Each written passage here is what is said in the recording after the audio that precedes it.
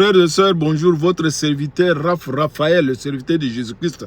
Je ne suis pas le serviteur de Dieu. De quel Dieu il s'agit? Nous savons que nous avons un seul Dieu qui s'appelle Jésus-Christ. C'est lui qui a créé le ciel et la terre. Si vous voulez voir ça, vous allez déjà commencer à lire. Lisez déjà.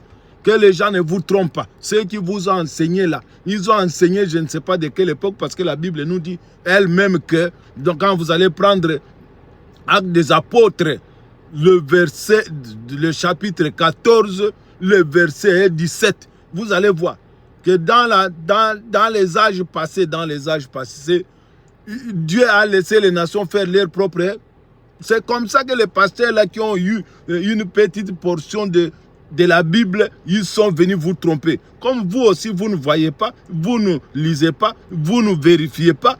Non, c'est ça le problème. Vous devez vérifier. Jésus-Christ est le Dieu véritable. Colossiens 1er, 15 à 16, vous allez lire. Je vous dis que c'est lui le Dieu véritable. Ce n'est pas un Dieu.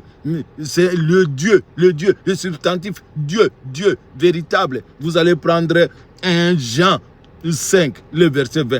Vous allez voir. Même si on vous dit que le monde est voué à l'échec, le monde est voué à... Mais est-ce que Jésus-Christ là, quelqu'un peut le gagner? C'est lui Dieu. Au commencement était la parole était avec Dieu, la parole était Dieu. Et vous venez dans Jean 1, 14, la parole s'est faite chair avec eux, parmi nous. Donc voilà que vous sondez les Écritures. Il faut lire là-bas. Je vais vous répéter ça parce que vous allez dans les églises, vous n'êtes pas des chrétiens, vous êtes des menteurs.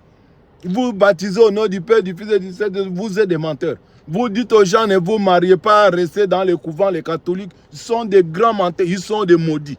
Frère, si tu n'as pas entendu ce message, c'est bon. Mais si tu as entendu que tu as endurci ton cœur, non, tu les verras sur la route. Tu vas voir, tu iras en enfer, mais avant d'aller, tu vas voir. C'est Jésus-Christ qui dit et la chose s'accomplit. Il vous a dit, il est le même hier, aujourd'hui, éternellement. Vous devez vous baptiser. Là, c'est Hébreu, vous voulez. Hébreu 13, le verset 8. Vous devez vous chercher à être baptisé. Je suis là pour vous baptiser, frère.